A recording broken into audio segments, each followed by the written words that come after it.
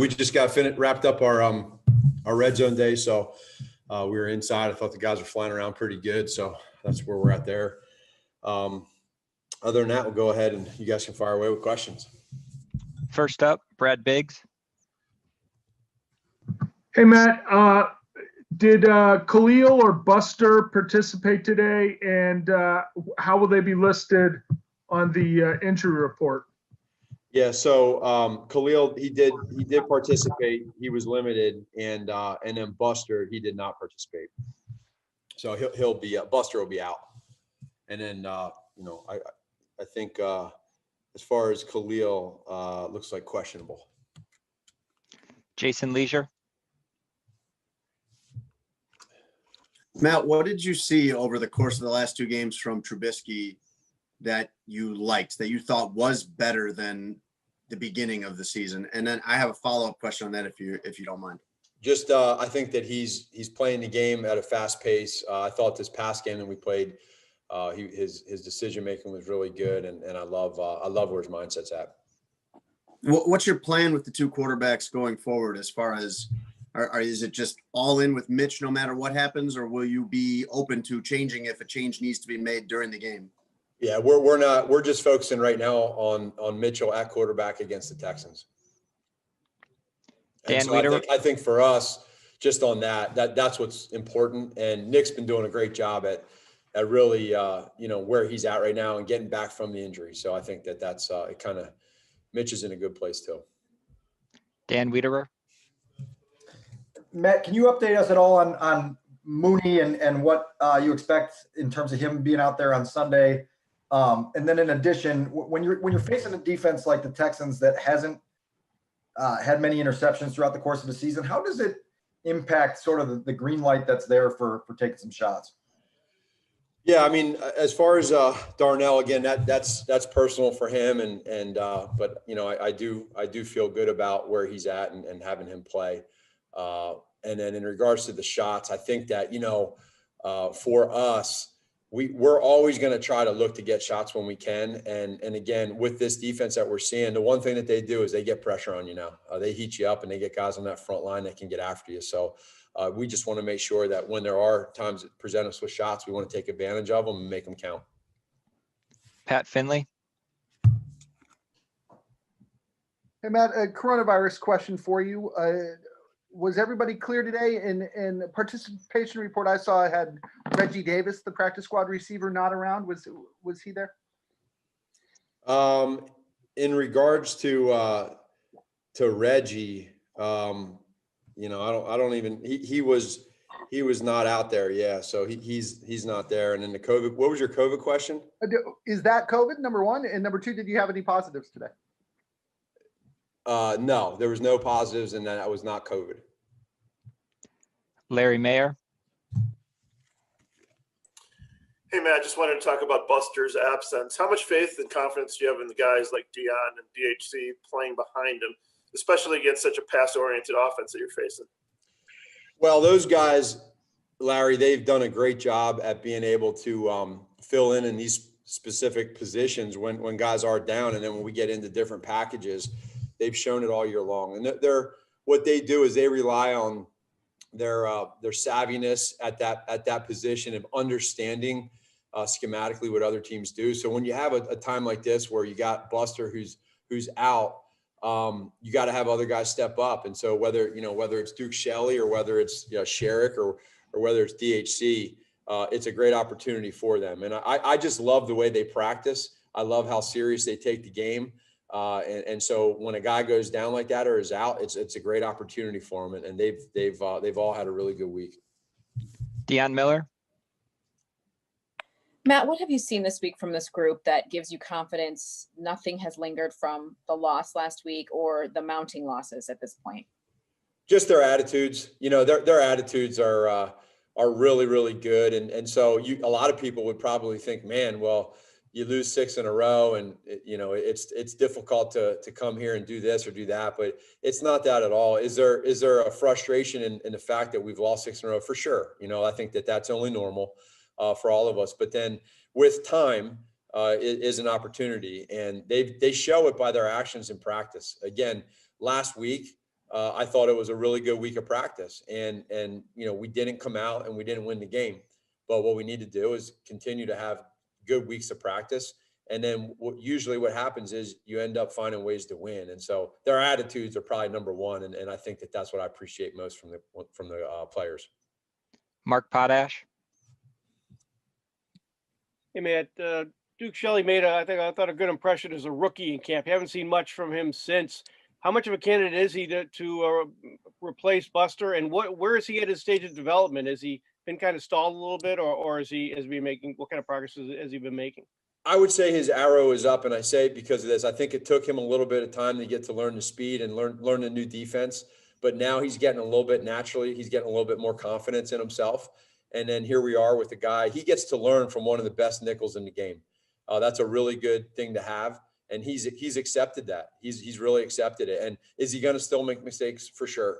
But one thing that he does is he's a ball hawk. He's usually around the ball, and he's got good ball skills. Steve Leventhal. Yeah, Coach, earlier this week, the team nominated Jimmy Graham for the NFL Man of the Year award. And I just wanted to know, what does that mean to you, Jimmy's presence on the squad as a leader?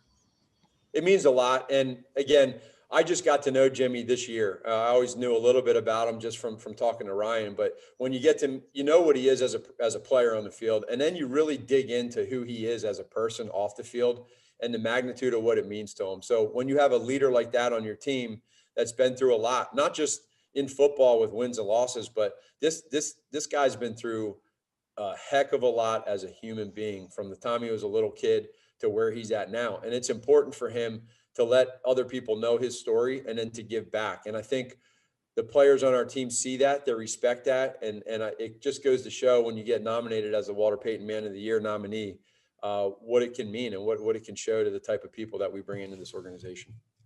Two more for Chicago media, and then we're going to switch over to a couple from Houston. Kevin Fischbane. Hey, Matt, you talked yesterday with the schedule change, protecting the players and their families, and you've talked a lot about the families and everything. I'm wondering, now that we're 14 weeks into this, for you, what's it been like, at home, because having the family having to, apologize for the personal question outside the field, but what's it been like for everybody at home to kind of go through this for you? No, they understand too. I mean, they got their friends and they're doing their stuff away from the house, just like every other coach and player in this league that has family. But they also understand that, when I am home, there's a lot of times when I have my mask on in my own house, and they kind of look at me like I'm crazy, but that's what I do because we're outside the bubble. And they're in it with me. They understand that. They respect that. And I think that's having that is a selfless decision by them. And that's what I appreciate. Mark Grody. Hey, Matt, are you guys going to continue to go with a similar configuration on the offensive line that you've gone with the last couple of weeks? I think so. We feel pretty good with that lineup. I think right now, as I told you a couple of days ago, this identity is starting to come together with some consistency with these younger guys and these guys being able to communicate. Sam and Alex played together in college, and Cody being back in his position at guard with Leno, and then with Ifedi making a selfless move to go back out to tackle. I just appreciate those guys right there, and Coach Juan and Coach Donnie being able to have the flexibility to move guys around. They've embraced it. You feel the energy. I mean, you see the finish too. You go there and you watch the tape and you watch those guys finish in every play. They're creating lanes, and that's a good thing for us right now. We're going to switch over to Houston. Drew Doherty from Texans TV. Hey, Coach. Was wondering, I had two questions. What have you seen in preparing for Deshaun Watson as far as his decision-making this year? And then on the other side of the ball, in what ways has J.J. Watt looked a little bit different as a player maybe than in years past, if at all? Thank you. Yeah, no problem, Drew. I would say this, in regards to Deshaun decision-making, I think it's really good. And the stuff that they do offensively with all the nakeds and the movements where he's riding the ball to the back and then swinging it to the flat with the tight ends that slide to the flat, and then any of the deep crosses that they have, or anytime he's able to use his legs as a weapon and a threat, but on top of that still be able to throw it, you see it.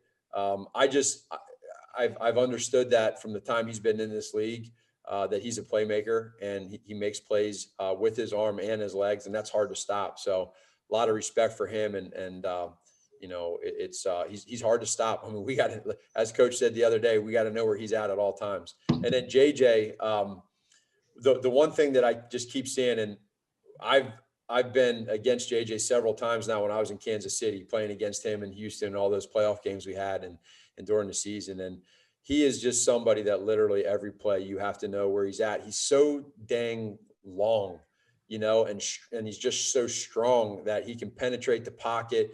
He's all over the place. He doesn't just play one side. He moves around everywhere. And for him, he's a game changer. He's going to split double teams. He tips more passes than most defensive linemen in this league. So you got to know where that's at. I just think that he's playing at a high level right now. Hey, Kim. Hey, what has to be at the front of your mind when facing Deshaun Watson? Like most versatile quarterbacks in the league, being a dual threat, being able to gain yardage with his feet as well as deliver a good deep ball. You just have to respect his game. You have to respect the fact that he can beat you in multiple ways. That's what I see when I see all quarterbacks that can use their feet well. Russell Wilson's, the list goes on. Kyler Murray, Lamar Jackson. They can move well, and that's something that you have to prepare for. You guys really haven't seen one of those this year that I can think of, at least. Is there extra film time devoted there? How is your week affected by that? There's most definitely sections of time that you spend. If we were to just focus on the rush for a second, there's periods of time where you have to make sure that all the guys are on the same page and understanding that, you have to rush disciplined most of all, right? You can't be out of your gaps. That's how they gain those quick, extra yards, those quick first downs and things like that, or third down conversions. You got to make sure that he doesn't have that as an option. And that comes with being disciplined in your rush lane. So, preparation is just a little bit different, right? And it's different every week. This is our challenge this week. JJ? Team, kind of along those lines, knowing how long Deshaun sometimes holds onto the ball, trying to take those deep shots, how does that affect how you approach this game? I know you obviously want to get sacks and pressures every game, but just knowing that there might be a little less of the quick game with a quarterback like him? I would say that he has everything at his disposal. Let's be real. He's a talented quarterback in this league. I think that he can beat you in a multitude of ways.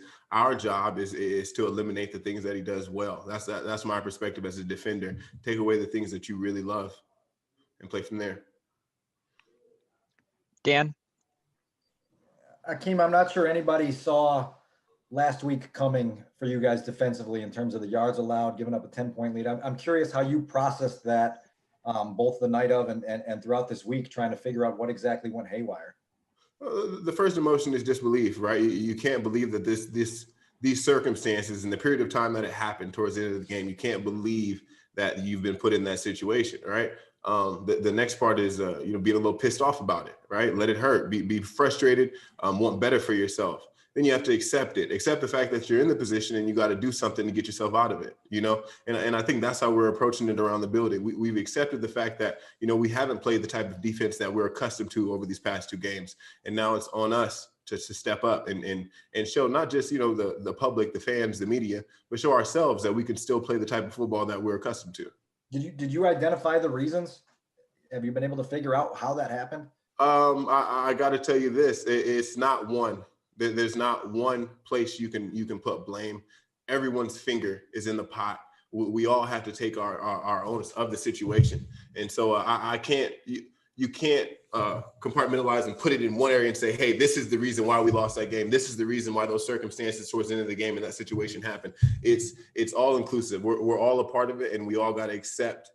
These are conversations that I have sitting at the house with my mom. You know what I'm saying? You talk about these things like, Mom, there's one person in your life that will tell you did everything right. You know what I mean? And Mom will tell you played the perfect game. You did everything you could do to help your team win. But you got to be honest in every situation. And that's something that I've spoken to her about. It's just that, hey, I know my finger's in that pot, and I got to be better for my team. And I know you love me, and I know you think I'm perfect, but there's more to it.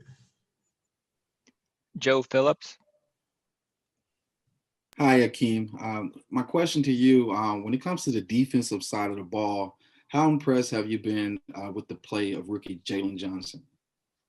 Very impressed. Very impressed to come into this league and to start right away and play valuable downs for a defense that is dominant.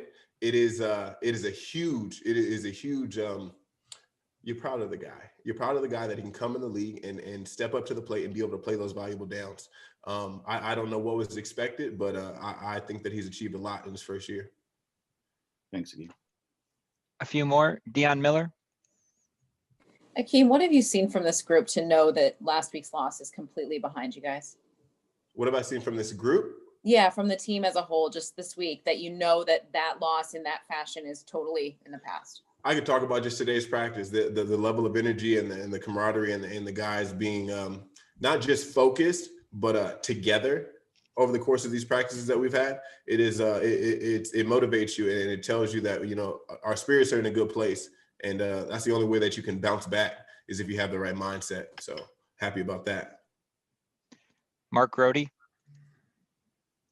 Akeem, I like hearing about your mom's insights. So when you get, let's say you get injured in a game like you did earlier this year. Let's not go that scenario. I don't like that scenario already. But what did she say then? Then did she say, I don't want you going back out there? Oh, mom has a lot of influence, as do most moms. But she understands that you know, this is very near and dear to my heart, and she is more so just the support, you know. And she definitely has her criticism for the entire team, you know. When we have good games, when we have bad games, she lets me know.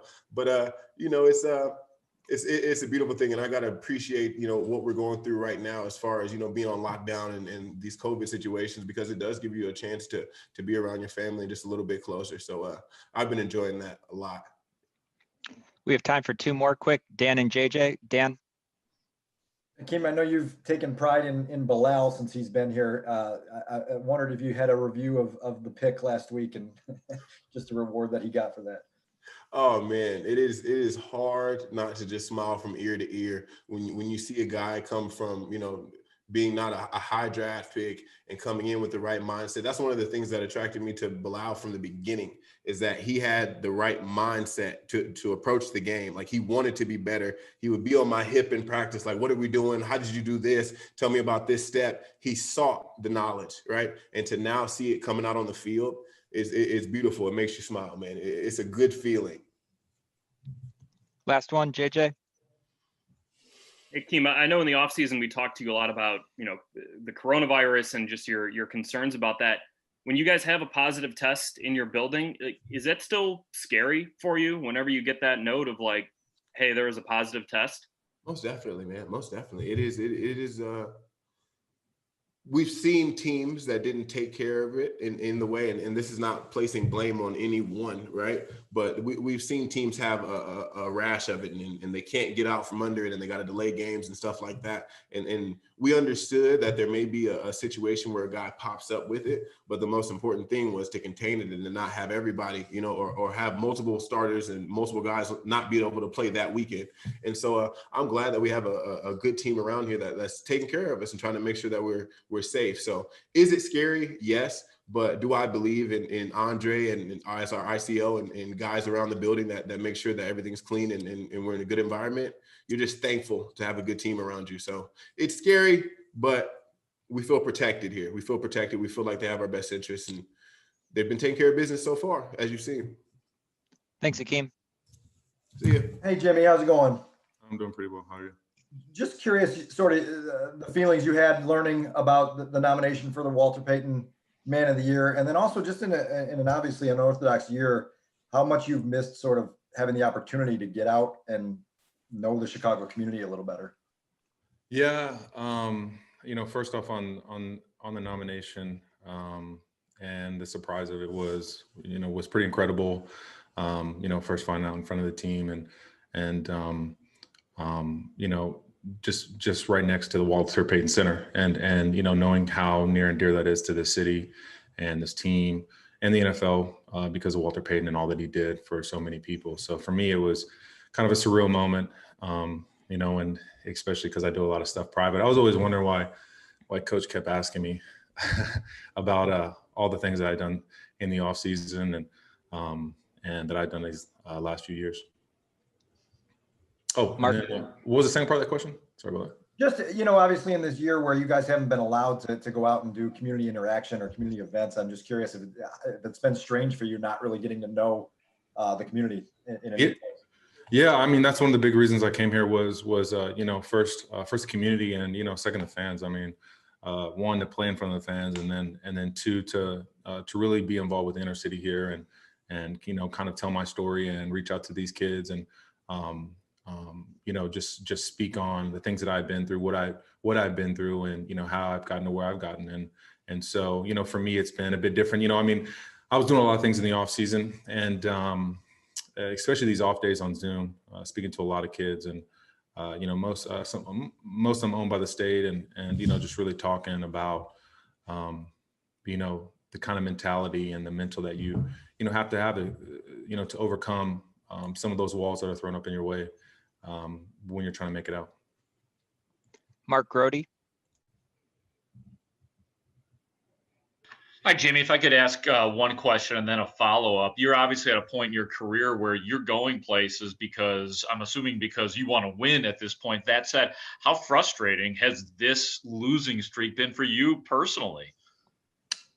It's I think it's been difficult for us all. And, certainly the first time in my career, I've been blessed, to have a lot of success in the league. And, it's certainly been, trying and testing for us all, especially when you start off so well, and we're just a couple missteps here and there. So, but all that, I mean, all we can do is try to finish like we started, and to just lean on one another and stay close, and to really just be as hungry as we can and be the hungrier team, and try to learn from these mistakes. And so yeah, obviously nobody likes losing, and nobody likes losing in a row, and it's certainly nothing I've never gone through before. So this is a close team, close organization that's been through a lot in 2020, has done a lot to be ready on the field, and we just got to lean on each other and really really be hungry together, and try to close out on a positive. And then lastly, how has it been with Bill Lazor as the play caller? Have you noticed any discernible difference with him? I mean, it's, I think I don't really know how to answer that question. Yeah. It's been good. We've had a last, I think we've been growing as an offense, we've been making strides to put points up on the board, which, at times we've been a little stagnant because of certain issues. I also think what really helps is having the right O-line combination. We've really just kind of struggled there with injuries, and unfortunately in the middle of the season it really took kind of a toll on trying to figure out what the right combination would be. And I think that's helped us a lot to get this run game going. So I would think that's kind of the biggest kind of outtake I can picture is probably the run game, and which helps us in play action and, getting the ball down the field. Two more for Jimmy. Pat Finley.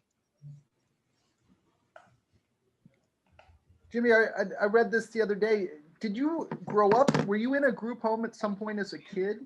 Yeah. When I was 11, I was dropped off by my mother at a facility, and it used to be an orphanage that was turned into basically a state-run facility for a lot of juvenile delinquents. So I was one of very few orphans in there, with a lot of kids, a lot of issues. So certainly difficult. How long were you there? I was in that facility for a year, and then I bounced around from here to there. That was my 6th grade year. I was 11 and 12, and then I moved on from there and bounced around, and then ended up being adopted in high school when I was about 14. An obvious question. What do you have to be aware of with Deshaun Watson?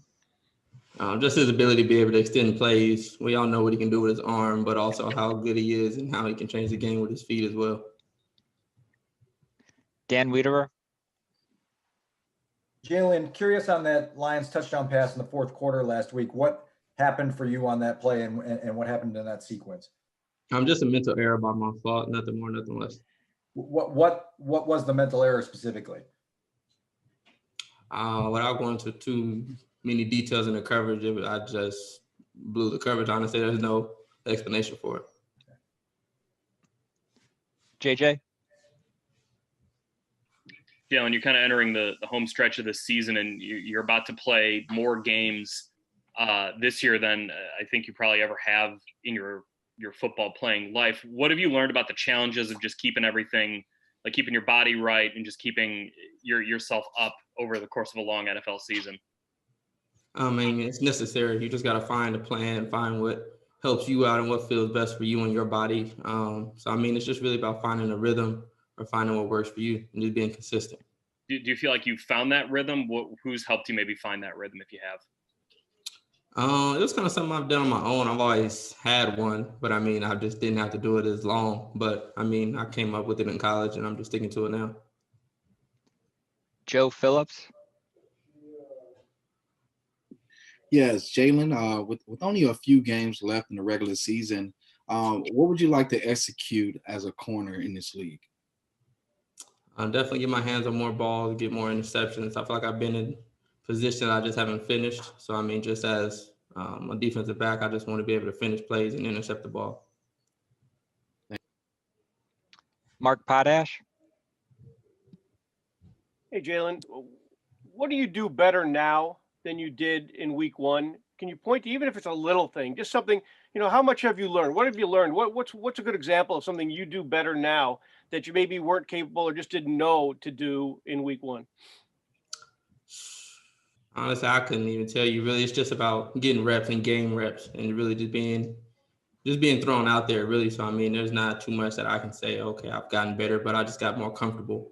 So, I mean, just mentally and physically, I feel like I'm kind of raised my game up just from all the repetitions I've had. So, I mean, just being more comfortable.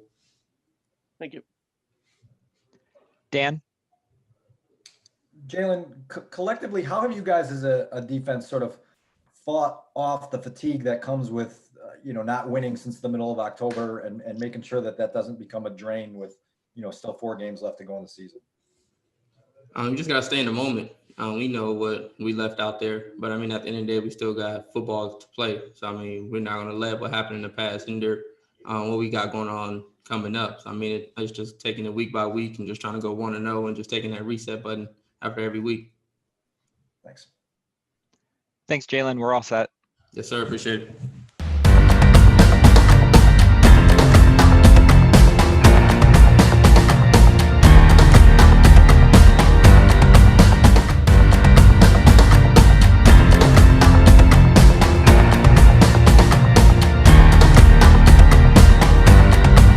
Clark is on Phenomenal Friday by the creative thought scientist. You cannot have an ordinary education and expect to live an extraordinary life.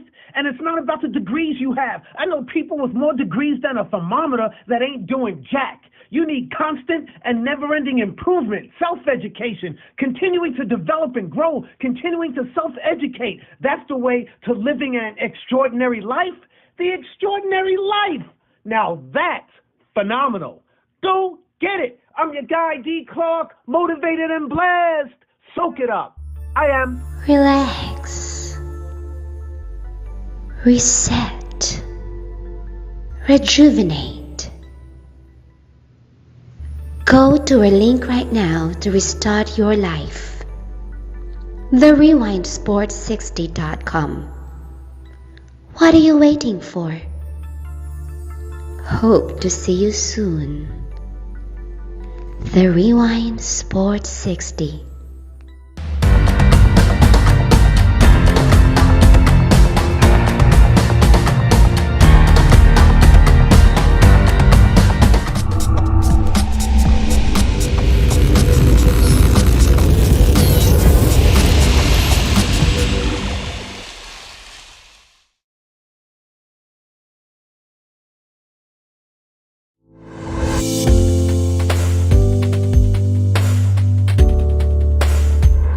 to take this time to say thank you so very much for watching the Rewind Sports 60 channel. All sports, all day, encore presentation, and much, much more. Thank you so very much for your continuous support. Continue to watch, continue to support. Stay safe, ladies and gentlemen. Have a great rest of your day, and may God bless you. Now, back to the Rewind Sports 60 channel.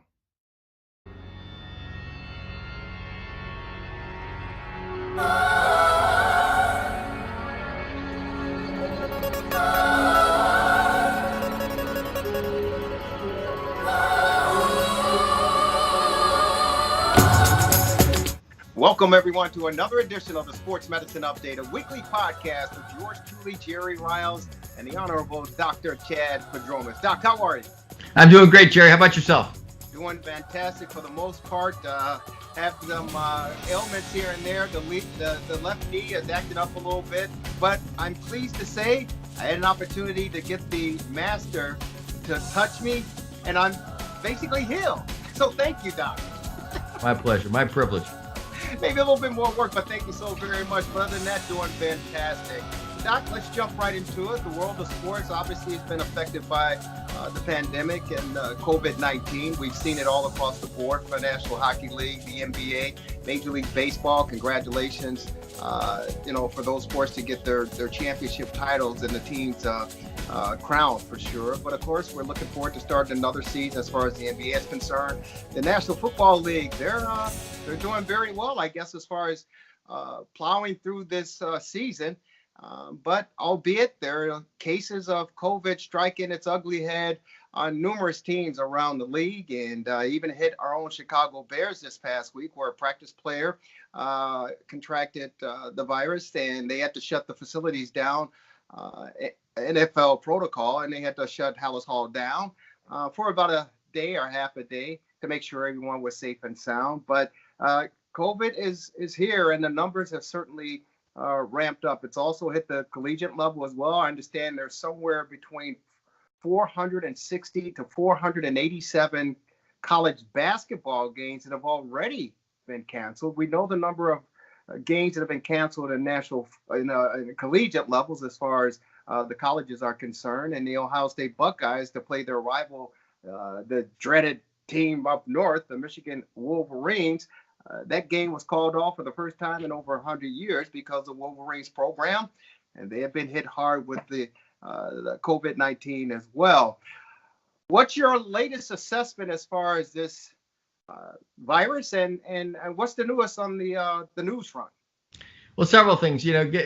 As to your first point about people getting the disease, you had asked me periodically when we discussed this what I thought was going to happen, and what I've said consistently is that that people are going to test positive and games are going to need to be postponed, but that the ultimate answer was just to keep on going and cancel where you have to cancel, but keep going and things will work out. And they have, and they will. And the reason is that at the end of the day, these athletes are healthy people, and happily, outside of the unfortunate gentleman I mentioned in Division II some time ago, who was kind of heavy, who unfortunately succumbed some time ago.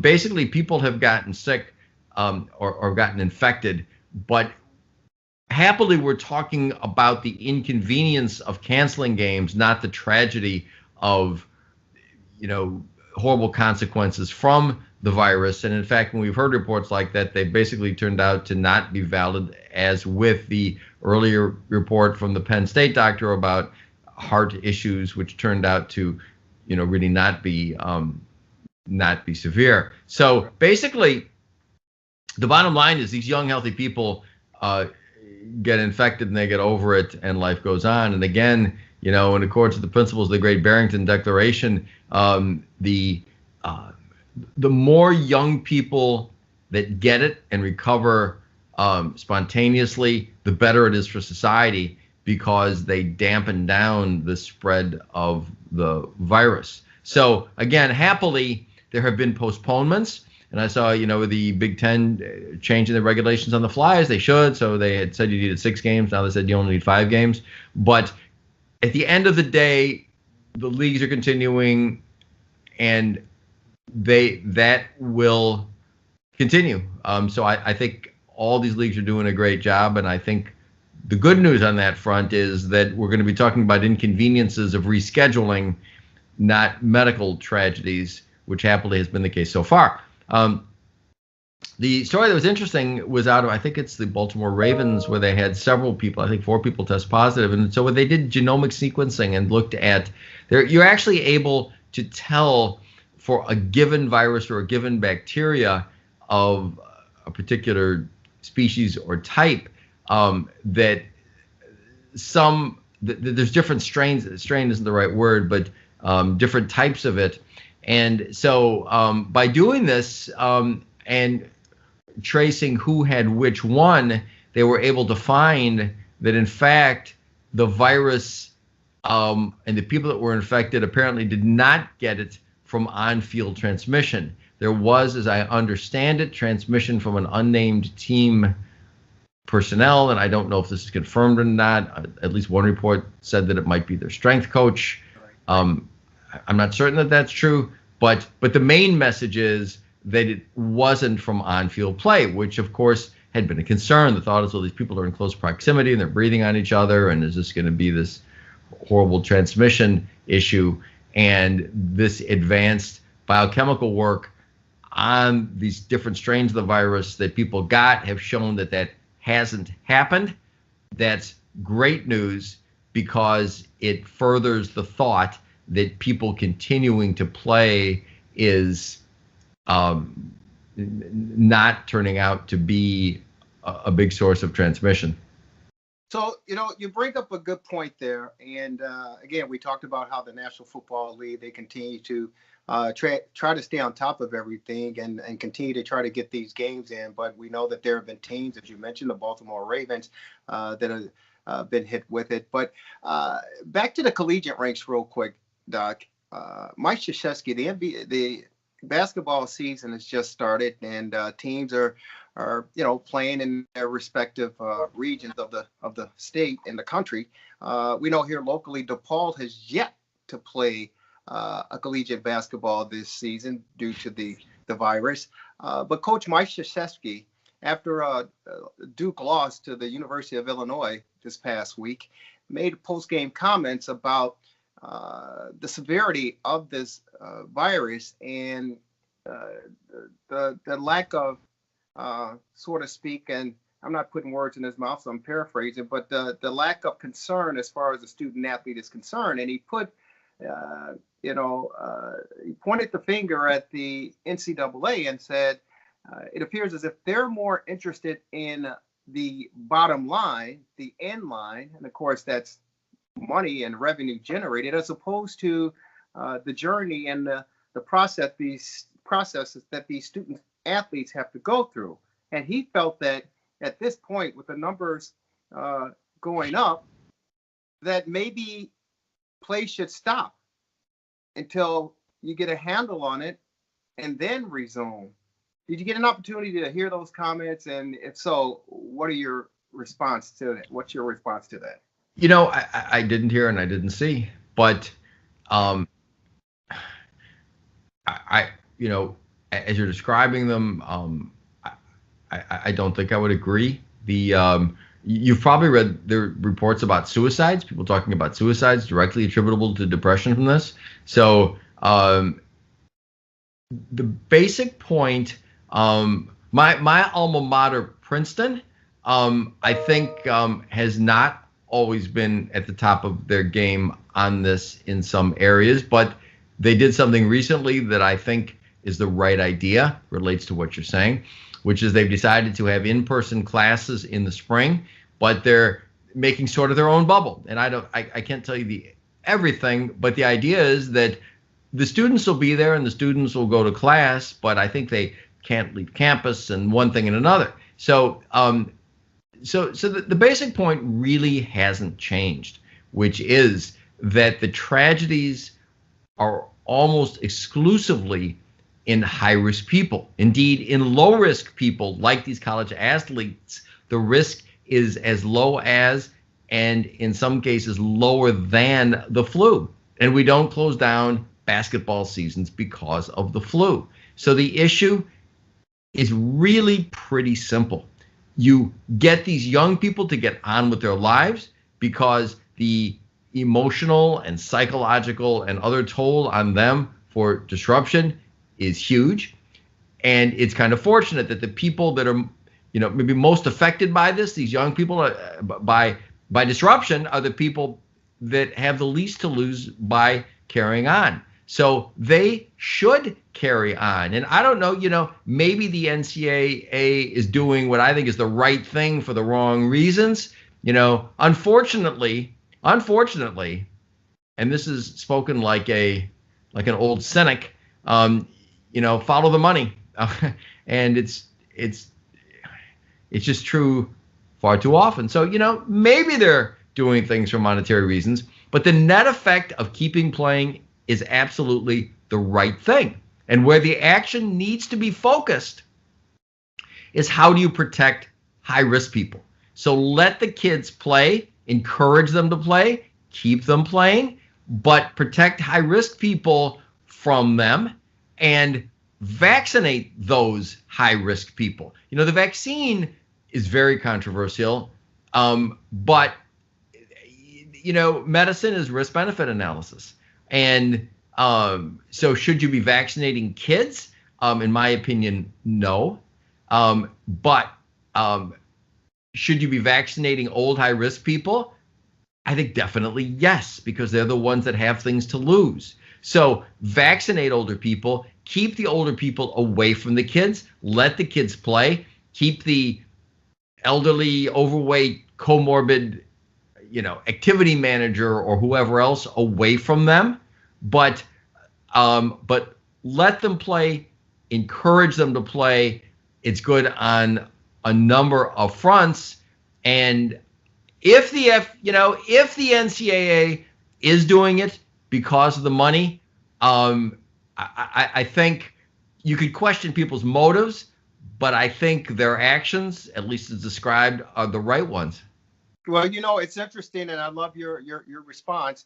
But there be some out there that says, and probably including Coach Mike Krzyzewski with Duke, to say, okay, if you let these kids continue to play, they're student athletes, sure, but you're restricting them or keeping them away from their families for a matter of 5, 6, 7 months, depending on how things go, because of course they won't be able to go home for Christmas. They weren't able to go home for Thanksgiving to see their families and spend time with their family. They won't be going home, obviously, for New Year's and the long stretch until they figure out, March Madness and the bubble. You talk about the mental state of these student athletes. Just being a college student and a student athlete in college is very, very difficult. Now you put the pandemic on top of it.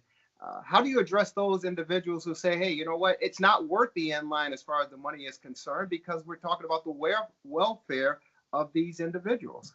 Well, you shouldn't do anything because of the money, but keeping the kids away from their families for the school year, I mean, I don't know.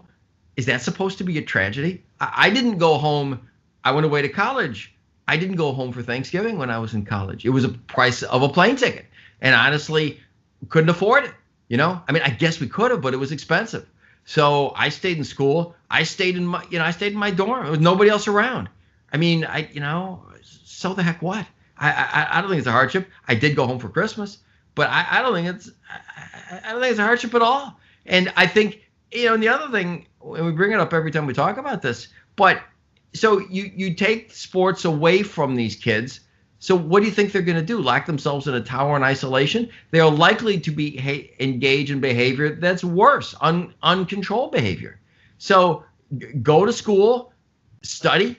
If you're there on a vacation, I didn't go home for spring break. I didn't go home for Thanksgiving. I remember I was in dorms by myself. I was studying. I mean, we just didn't think it was worth the money. I didn't have a car. Couldn't afford a car. I didn't have my own car, so we didn't think it was worth the price of a plane ticket. It was fine, I don't get that argument at all. It's better for them to play, stay at school, do what you're doing. You know, and there were some other kids there, you know, and be with the other kids. So I don't, the disruption of these kids and taking sports away from them is far worse. I think this is not an issue in the slightest. Dr. Chad for Journal Sports Medicine Update, our weekly podcast. I have to ask you, you brought up and mentioned, and there's obviously throughout this pandemic, which really hit the United States back in March, that it's equivalent to the flu.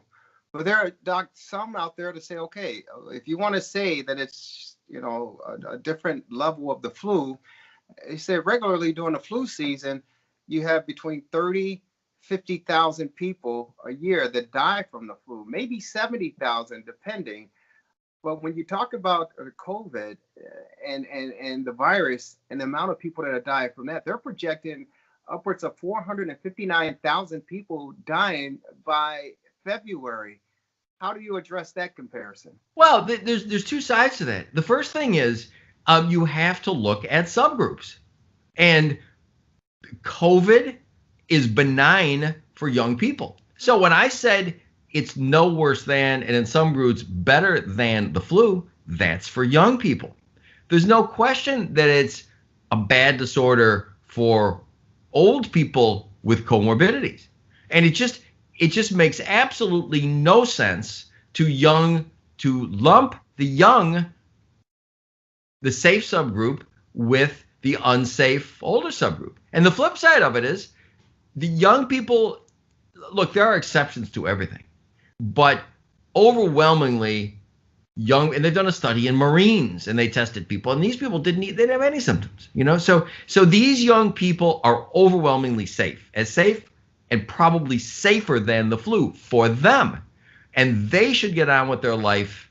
And actually what should happen is you build up herd immunity in the population through them. Great Barrington Declaration, again, signed on by some of the most brilliant epidemiologists, infectious disease people in the world, from Oxford, from Stanford, from Harvard. So let them get sick, because once they're infected, they will contribute to herd immunity. So you get herd immunity from young people from getting the disease. You get herd immunity from older people from getting the vaccine. Now, the other thing is, in the older people, the numbers that you mentioned, you know, there are a lot of deaths, no question, and they're tragic. But there was also no question but that the deaths, even in these populations, are overreported. As everybody knows, medical institutions profit. And I said follow the money. I'm sorry to have to say this, but medical institutions, this is widely known, profit. When they report a COVID death, they make money on it. Goes against their bottom line.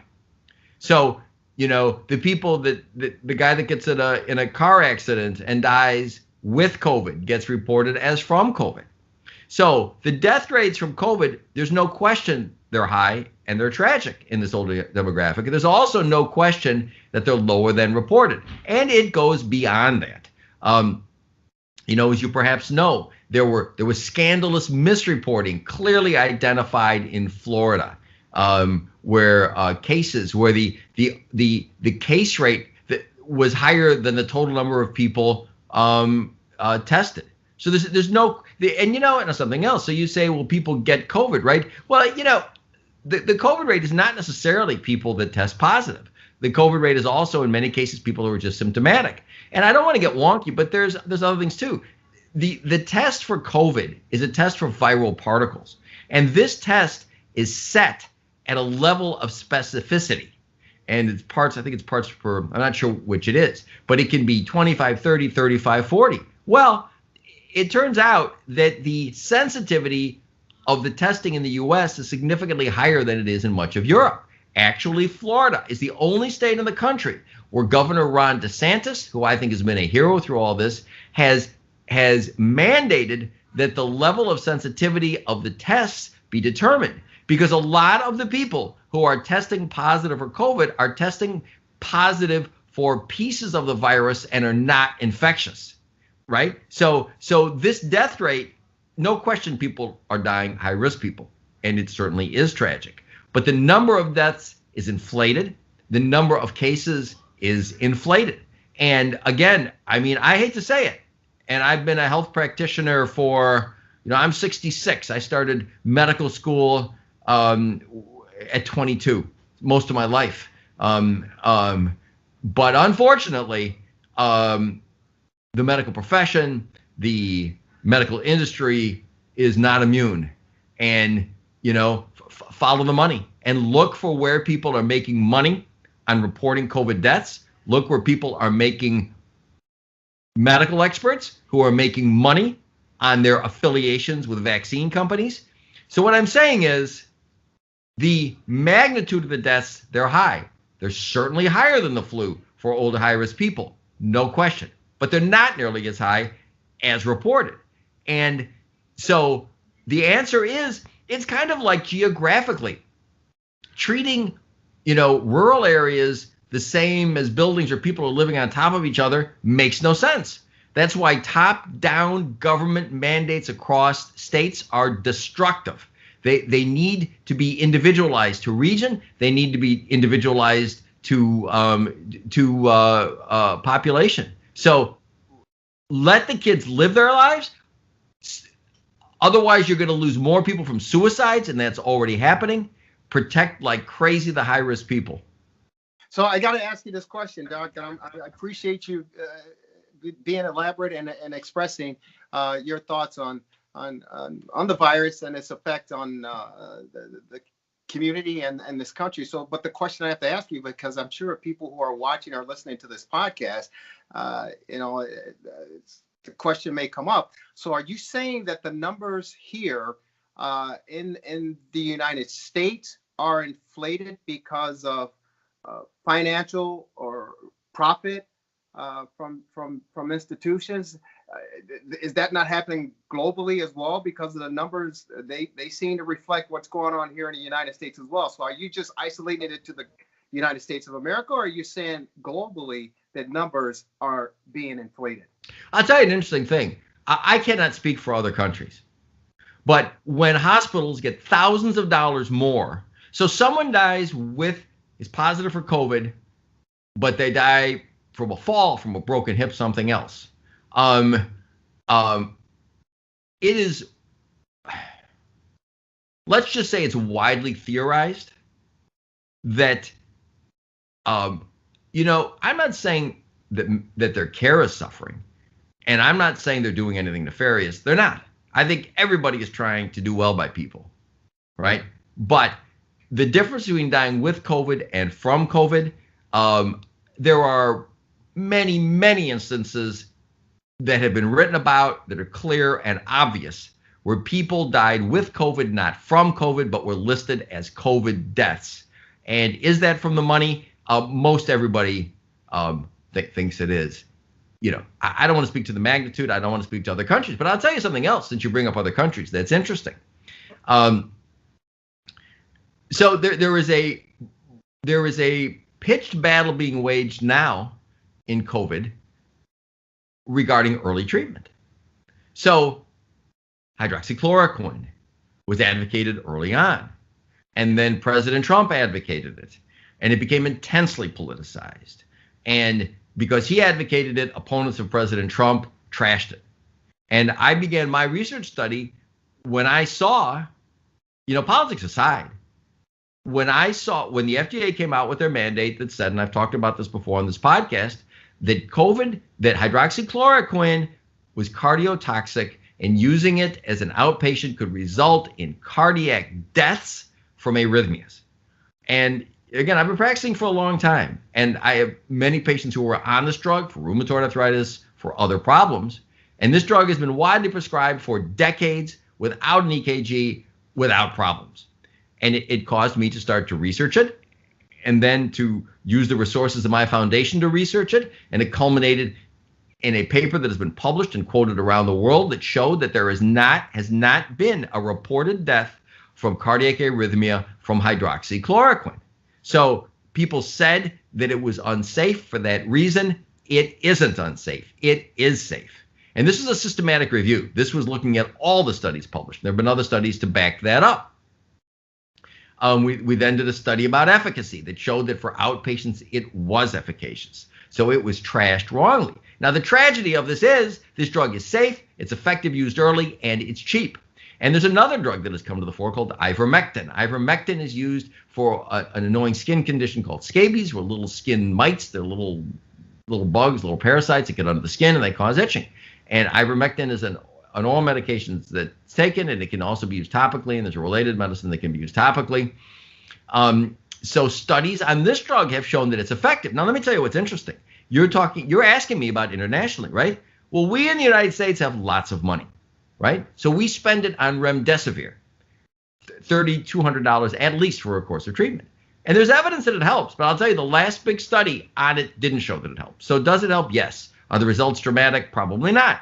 Is it expensive? Yes. Can you afford that overseas? By and large, third world countries can't. All right. So we can, and we use it. Ditto convalescent plasma, which I think is worth using. Ditto antibodies, which is worth using. But in poorer third world countries in Asia, they don't have our money. So they use hydroxychloroquine extensively. They've taken to use an ivermectin extensively. Hydroxychloroquine is used with zinc, and they report excellent results. And I'm part of a study group with some of the smartest epidemiologists and virologists and infectious disease people in the world. I go through better than 100 emails a day as part of this group, and they're reporting great results. They don't have our money, so they look at data, and they're getting great results. But we in the U.S., with lots of money and with, money for vaccines, which they don't have, we ignore these simple, inexpensive treatments to our detriment. So, one thing I'd like to mention to people out there, if you get ill, I will tell you that early treatment with hydroxychloroquine and zinc has been shown to be effective. I have 2 published papers in excellent journals that are cited worldwide that my foundation did. These are systematic reviews, not my study, reviews of other literature that clearly show it. And you can Google them and you can find them.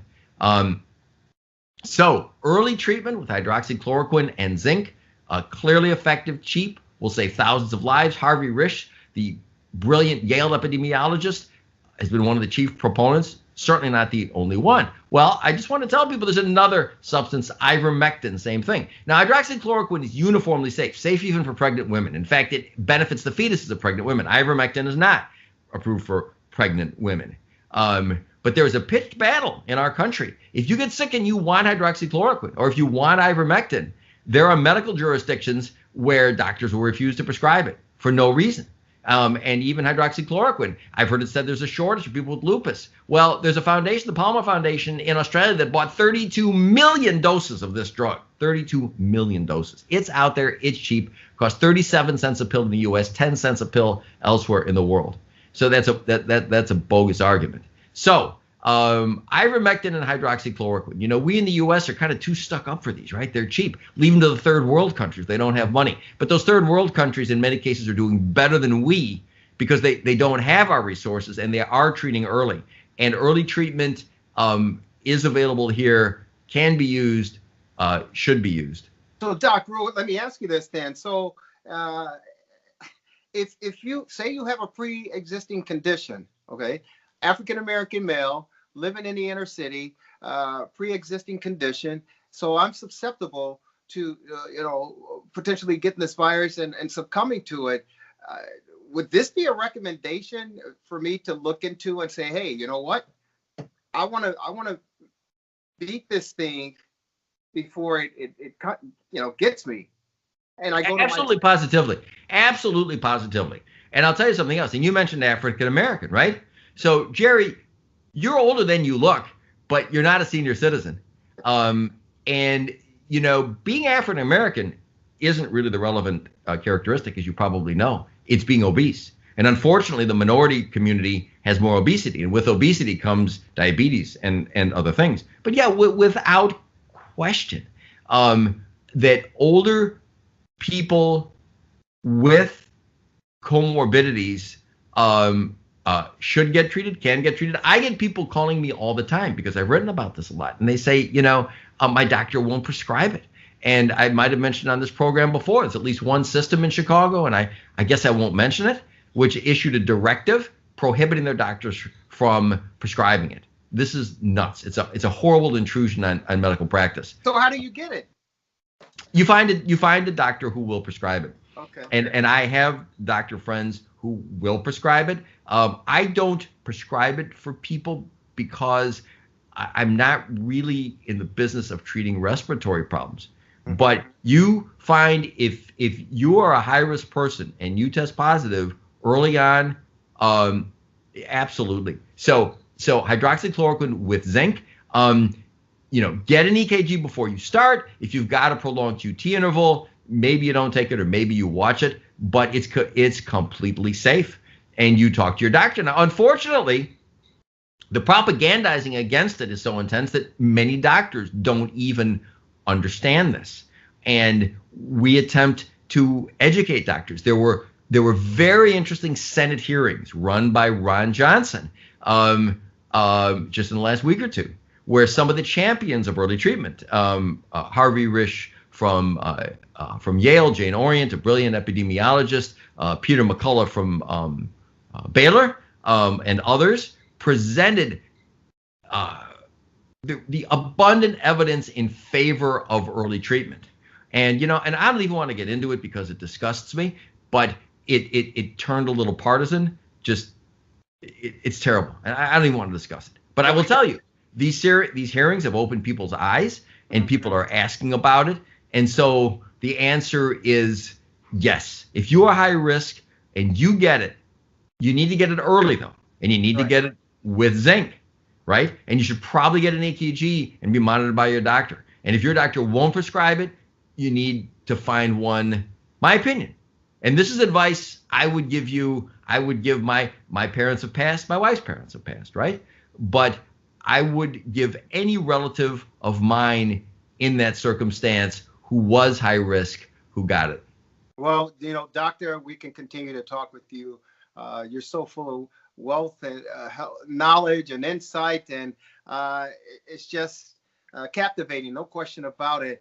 And we can go on and on and on. I just want to tell people, hey, remember, just to be safe, the easiest thing you can do right now, in my opinion, is put the mask on, wash your hands, and social distancing. And if you have to stay in place, meaning staying at home, by all means, do it. Stay safe. But if you have to interact, go through the protocol and do the things you're supposed to do. But worst case scenario, there is an option out there for you. Doc, we can go on and on. If people want to get a hold of you to learn more and find out more, how do they get a hold of you? Our office phone number is 847-699-6810. We have a wonderful staff and are happy to help as many people as we can. You do certainly have a wonderful staff. I had the opportunity to meet them firsthand, and what a pleasant atmosphere, pleasant group of people. Doc, thank you so very much, and I'm glad I'm in the care of your hands, Doc. Hey, Jerry, it's my privilege. Thank you.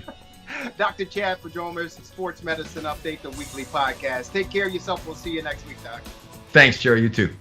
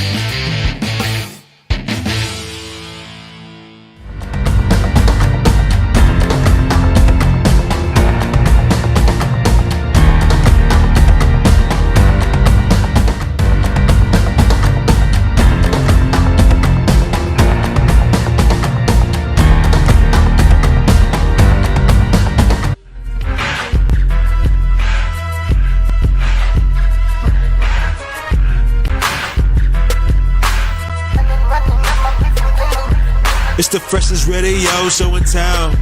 Feeling marvelous, I've been with Jerry Riles. It's the freshest radio show in town. Feeling marvelous, I've been with Jerry Riles. WCPT. WCPT. This the coldest sports show. You were getting the hour from 6 p.m. to 7. Chilling with Lauren Cox and the man Marvelous. Shout out to Mr. Riles and the Italian style. You what sports is the only politic. WCPT. WCPT. It's the freshest radio show in town. Feeling marvelous, I've been with Jerry Riles. It's the freshest radio show in town. Feeling marvelous, I've been with Jerry Riles. Mike Davis in the National Football League in percentage of yards after contact. No contact yet for Montgomery as he makes guys miss. Now the stiff arm as he dives for the pylon, and that's a touchdown. What a run by David Montgomery. 13 yards with a lot of work and a 9-0 lead. Montgomery working his way over the right side towards the goal line, and he's in for the touchdown. David Montgomery breaks the plane for the second time today. Quick snap, Trubisky dumps it short, Kmet up the sideline, Kmet into the end zone. That's a Bears touchdown. And all the way up the tunnel for Cole Kmet. So there's a responsibility as Kmet is getting ready to go. Is he going to Wrigley Field? Patterson in the backfield again. Cordell Patterson breaks it to the outside, and he'll walk it in for the touchdown. Okwara had a shot at him, but Cordell Patterson stepped through the attempt and takes it in for 6. Mitchell Trubisky in trouble. It's a strip. Wow. The ball is out. The ball is out inside the 10-yard line. A strip sack, and it's recovered by the Lions. Romeo Okwara with the strip sack, and the Bears coughed it up inside the 10. Boy, this is just a great effort by Romeo Okwara, getting a nice power rush and laying it out on the line, knocking the ball out of Mitchell Trubisky's hands. Look at this effort, just tremendous, and having the vision and the athletic ability to reach for that football. What an effort, and what a play. What a play by the Lions. Matthew Stafford, oh my gosh, I've got to get my helmet. Welcome, everybody, to the Rewind Sports 60. You heard it right, the freshest sports show in town. Unfortunately, this is another Bears losing Sunday. However, we are broadcasting live from our 8:20 a.m. WCPT studios. Welcome to the fastest hour in sports, the Rewind Sports. You can follow us live on 8:20 a.m. or therewindsports.com on Facebook. And give us a call because I know you guys have something to say about this unfortunate Bears loss this Sunday against the Detroit Lions. Give us a call, 773-763-9278. I'm your host, Lauren Cox, and I'm here with my esteemed panel, Dan Marver, the marvelous one. Dan, I know your heart's breaking, but talk to me a bit about what you thought about this loss today. Where do I begin, Lauren? Well, I mean, obviously, they look better than they have in past weeks, albeit against arguably the worst team in the National Football Conference, the Detroit Lions, who had been shut out the previous week by Carolina. Mm-hmm. So it was encouraging in that respect, but the end result was demoralizing. I mean, they did so many good things, and some simple things like stepping out of bounds a yard before a first down and a key fumble, you know, were the things that turned it around. But there were a lot of good things they did. But the end result is what matters, and they lost. They lost, but he has never lost in our eyes, ladies and gentlemen. Jerry Riles, the amazing Jerry Riles. Jerry, what do you think about the Bears coming off of this tough loss against the Detroit Lions today?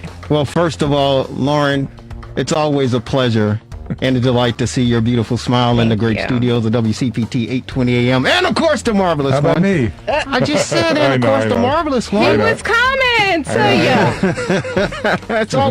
It's always great to see both of you on a Sunday night, despite the outcome of a Bear game. And you know, Devin Tingle goes without saying, no question about it. But as far as your question is concerned, Lauren, This one was very, very tough and very, very difficult. And I think I may be able to speak for most of the Bear fans, many of the Bear fans here in the Chicagoland area, when I say, and I asked Marvelous before we started the show, we were just waiting for that other shoe to fall. It was just waiting. You were just waiting for the other shoe to fall, and it fell. It fell, and of course the Bears fall again, 34-30, to the Detroit Lions over at Soldier Field to drop their 6th straight contest. Their 6th straight contest, Lauren. Yep. Oh, don't I know? And what continues to ring in my head, Lauren and Marvelous, is when the Bears are 5-1, and they're doing Club Dub. Hey, enjoy yourself. Hey, have fun. Enjoy this. Then they go 5-2. Oh, it's okay. Hey, look, we're still 5-2. And it still rings in my head. It still rings in my head. What's the record now, Marvelous?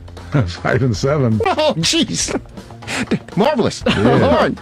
They're going in the wrong direction. Don't say that out loud. They're going in the wrong direction. That sounds worse than I thought. This is the fastest hour in sports conversation, so we don't have much time. But the Bears don't have much time either to turn this thing around. There you go. But no, Lauren. If you listen to the Bears and Matt Nagy, we got time. We still got time. Now, this is so incredibly serious, guys, because they are just a lot worse than we thought. I mean, at first I'm like, okay, the O-line's bad. They need a quarterback. Nagy does too much. But this is deeper than that, because it's no way in the world they should have lost this game. No way they should have lost this game. And they had it, and then they were basically playing like F. They didn't give it. You know what? I'll put it politically correct. They played very resigned, in my opinion. Pedestrian. Worse than pedestrian. And then I'm like, okay, it's something else going on here. We need to find it's something else beyond what we see. And then I heard that Nagy, he called the defense out, and then he had to go back and double back to the defense and apologize because they got mad. And I'm like, they got drama. And it's showing. It's obvious. And then I understood why they're playing like they're resigned, because they don't give a F. They don't. They still get paid. And then Mac is out. Did Nick's play? Is he back? Nick Foles? No. What'd you say? Hicks. Akeem Hicks. Yeah, he played. Yeah, well. He played. It wasn't good. Lauren, it's what you Mac just with said. the hobble back. They're like, we ain't really winning no way right now. So you think that's the attitude of the defense? It was obvious. They gave up 406 yards to the Detroit Lions. 34 points to the Lions. They had and they were playing well. I mean, I won't say they were playing well, but they were winning. No, yeah, Yeah, they were winning 30-20. What's going on? They were winning 30-20 in the fourth quarter, and I tell you, it's a matter, and like the late Dennis Green, may he rest in peace. The Bears are what we thought they were. That's it. The Bears are what we thought they were. That's it. Don't say no, they started playing worse than the Bears. That's when I knew it was a real damn problem. No, I mean, seriously. But wait a minute. Lauren, are you hinting that there was a problem even leading into this game, Detroit, between... I'm not hinting. What are you saying It's there? Obvious. Yes, it's some other stuff going on. Here's the beyond deal. the talent or lack thereof. Well, Monday night was an embarrassment. We haven't even covered that game. Sure. The Green Bay game. And I got to say, one thing I have to say is kudos to either Matt Nagy or Bears organization up there. I have to say kudos to them, because I really, truly believe they listen to the show, the Rewind Sports 60, every Sunday at 6 p.m. Because after that debacle in Green Bay, and you heard Matt Nagy come out, he said exactly what we said on the show prior to that you got to have some pride. You gotta take some pride in what you're doing. And he said frickin' about 3-4 times. And that's the word that we use here. Frickin'. I'm frickin' tired of this. I'm frickin' tired of that. Frickin' tired of the Bears. So I believe that congratulations. Thank you so very much for listening to the show. We appreciate it. Now, you need to take a little bit more from us. Here's the deal, Lauren. Here's the deal. Marvelous. The Bears were looking pretty. They scored 30 points. Bill called a good game. They scored 30 points. So guess what I'm doing? I'm sitting in my living room on the sofa, and I'm like, you know what? Who am I going to get game balls out to? Because they're looking fantastic. They finally listened to us and let Montgomery run the freaking football. They let him run the football. He had 11, I think, heading into the... Yeah, he had 11 carries for 62 yards, 5.6 average in the first half. Mm-hmm. I'm like, oh, and wait then a minute. you're like, come on, 25! Wait a minute. I'm like, whoa. And so, they didn't get to 25. Matt Nagy, he got out of his own way. He got out of his own way because they called some plays that we haven't seen. Yep. And the wideout Miller. He said either yesterday or Thursday, Friday or Thursday. He said, "Hey, listen, why don't we just run the plays we run in practice?" He said this. He goes, "I'm going there." He said this. He said, "I'm going there. Why don't we just run the plays that we run in practice? Because we run them pretty well in practice, but we don't use them in the game." So he called out the coaches. He called out the coaches. And evidently, they listened because the plays that the Bears were running today, the plays the Bears were running today, they ran the rock. This kid Montgomery gets the rock 11 times for 62 yards in the first half. Yes. I'm like, what the hell is going on? Cordell Patterson, the kid, they mixing up the running game with these two cats. They're like, okay, let's move the football. Let's give the offensive line an opportunity to do what we think they should be able to do, and that's run block. They were effective. They give Mitchell Trubisky the start, and they say, okay, kid, only thing you have to do, Mitch, is just, we're going to tell you to go here, you go here. Medium range passes. Dink and dunk here. Just run the offense efficiently. Don't try to roll out. Don't try to go downfield. Don't try any of that stuff. What about getting out the pocket? Can he get out the pocket though? It was a great game plan that the Bears had put together, and we see the result. We saw the result. But then Matt Nagy, who stepped aside, got out of his own way, Lauren. He made a mistake and got back. But he did it. He made a mistake. Exactly. But he made a mistake and got back in his own way, and he called. No, why did he have to do that? Why? He called. Continue to be an issue. I mean, This is Trubisky, but this isn't the play I was looking for. I'm emphasizing ball security in practice. That's something I always do, protecting the ball and the football. I thought the guy made a good play. Yeah, sure he did. To get ready to throw. I had one hand on the football, and he must have timed it perfectly. So I don't think it's an ongoing problem. I think this is Matt Nagy getting in his own way. Mitchell Trubisky in trouble. It's a strip. The ball is out. The ball is out inside the 10-yard line. A strip sack, and it's recovered by the Lions. Romeo Okwara with the strip sack, and the Bears coughed it up inside the 10. Boy, this is just a great effort by Romeo Okwara. Highlights getting a nice courtesy of power Fox. rush and laying it out on the line, knocking the ball out of Mitchell Trubisky's hands. Look at this effort. Just tremendous. And having a vision and the athletic ability to reach for that football. Lauren Oakman doing sideline. What an effort. And what a play.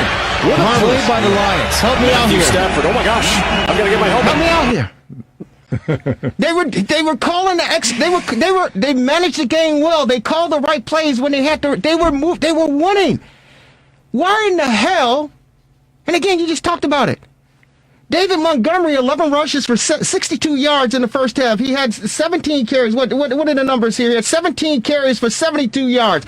So the Detroit Lions made adjustments when they went into the locker room. They made adjustments, but the kid was still carrying people. He was still moving the pile. Why in the hell would you not give him the freaking rock? Well, I'm telling you, we can talk about this. We can dissect it all day long. As soon as the game was over, people were calling for people to get fired. Right. Yes. So let's just get right to it. Get to it. Fire everybody. Who should be fired? Because are they going to fire? I want to pose to you guys, Dan. Yeah. I'm going to ask you first. What's the downside to firing they butts right now? What's the downside to this? It worked for Detroit. They had they had a new coach today who ended up bingo. Winning, so that's one what thing. really made it stink. But I mean, but everything, it's fun. I mean, they got 100. It's the most yards they've had as far as I know this year rushing, 140 yards, which isn't that great, but it was still their best effort. And the defense actually wasn't as good as usual. They gave up 460 yards. They're tired. Yeah, well, they're hurt. They're mad. And listen, I heard, and I'll get to your firing question, but I heard people talking on sports talk radio, and I get it, I understand, but they're saying the $260 million that you're paying some top players on the defensive side of the ball, where the hell were they? Well, Akeem Hicks, we talked about him, the hammy.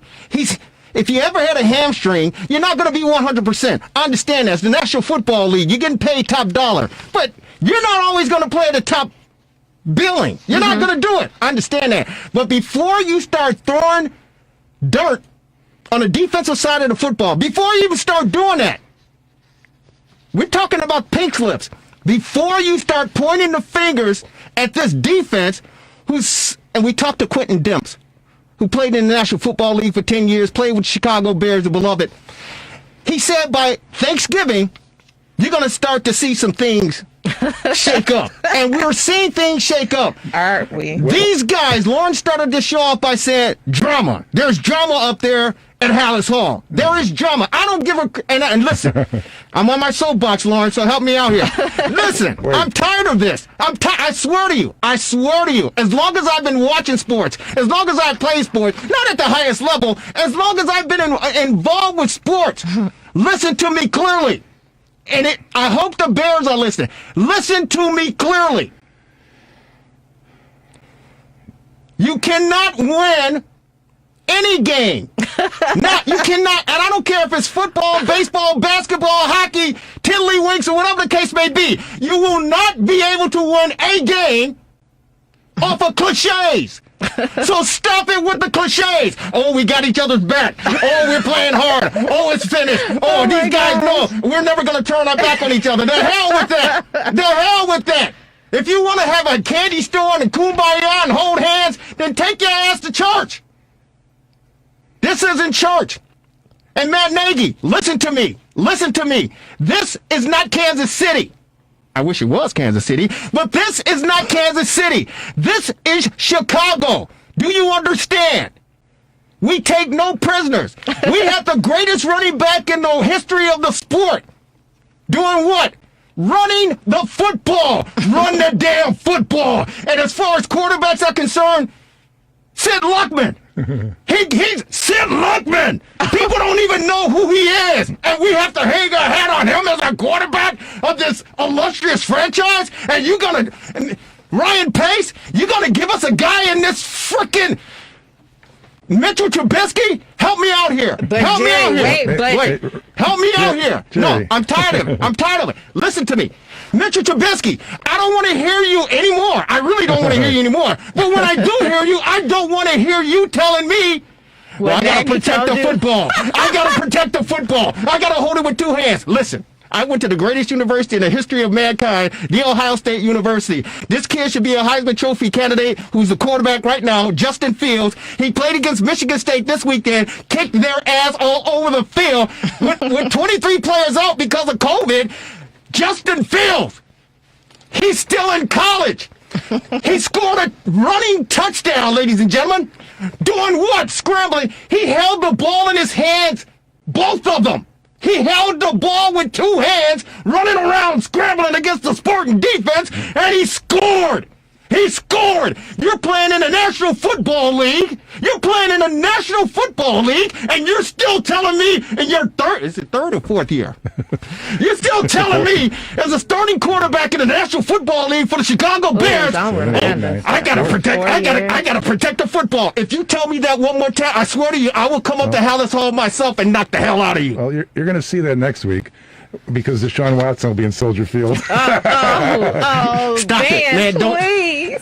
You gotta look ahead, man. This is over. What? Okay, so who else are they playing? They play Minnesota, Jacksonville, and Green Bay after that.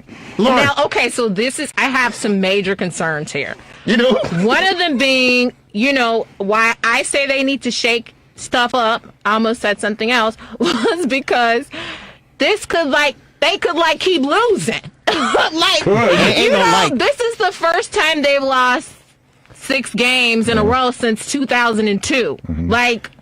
This is really bad. And if they don't do some dramatic action, they could continue to lose and spiral. And who wants that? Come on.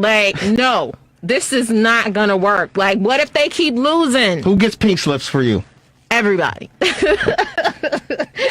Everybody. Just totally clean house. As many people as possible. As long as nobody gets sick. That's another factor. Here's the deal. We got Bruce Heron on our TR60 hotline. Joins us every week for Bears recap. And I'm eager to hear what he's got to say. But here's the deal. This will tell. First of all, this game told you, in my opinion, right then and there, who's to blame. I don't want to hear cliches anymore. I wrote a whole list of freaking cliches down. Watch the tape. I believe in these guys. No. Got their backs. He said that today? He says this all the time. Finishing. Going 1-0. Do our part. The fight. The care. We all do it together. It's hard. Oh my God! And this play that I just played. That's terrible. This play that I just played. This one. It's a Trubisky in trouble. It's a strip. Wow. The ball is out.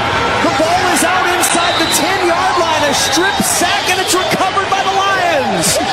Romeo Oguara with the strip sack, and the Bears coughed it up inside the 10. That play. Matt Nagy in his post-game press conference, he said, "Do we have that? Do we have that?" Nagy on the strip sack. It's 3rd and 4, and we have to, we're backed up, or we don't really have the field position. So we have to get a first down. We have to make them use their timeouts. And, we ran a play that's good versus all coverages. It's if they show man, great. It has answers versus 0. And then if they play zone, we got answers there as well. So we felt good with that. And it's just a play, at least what I saw from the Jumbotron afterwards, is the kid made a good play around the edge and was able to swipe his arm out and make a play. He said prior to that, he said that that's a play that they've been running since day 1 in training camp. Oh, we've done that. These guys know this play inside and out. Let me tell you something. He depressed. He's Nagy delusional. is depressed. He's delusional. You can hear it very clearly. He is out of here. Lauren, and we're gonna. Bruce Heron's gonna bring us on. He's gone. There's no fire, no energy. I mean, he just very monotone. This dude is so ready to be up out of here as well. So relieve him of his misery. You got it. If you've been running this place since day 1 training camp, first of all, don't tell me that. Because, as you know, Marvelous, as you know, Lauren, you can run 100 plays 100 times in practice, and they're going to 99 of them going to be good. But it's called situational football. It's situational.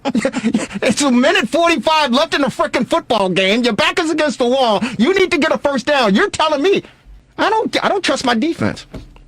Yeah. No, and at this point, you're giving up 460 yards. I can say that. But you're telling me. Now, here, you talk about division. I don't know. You talk about division, Lauren.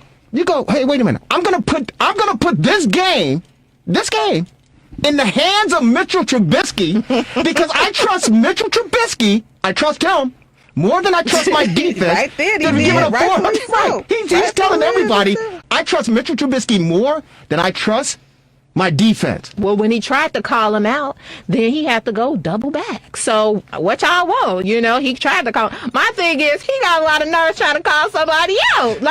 Exactly. You don't tell me nothing. Here's the deal. Which is a problem. They're not vested in him. Please. Here's the deal. And we're going commercial free. How you gonna try to call him out though? Help me understand that.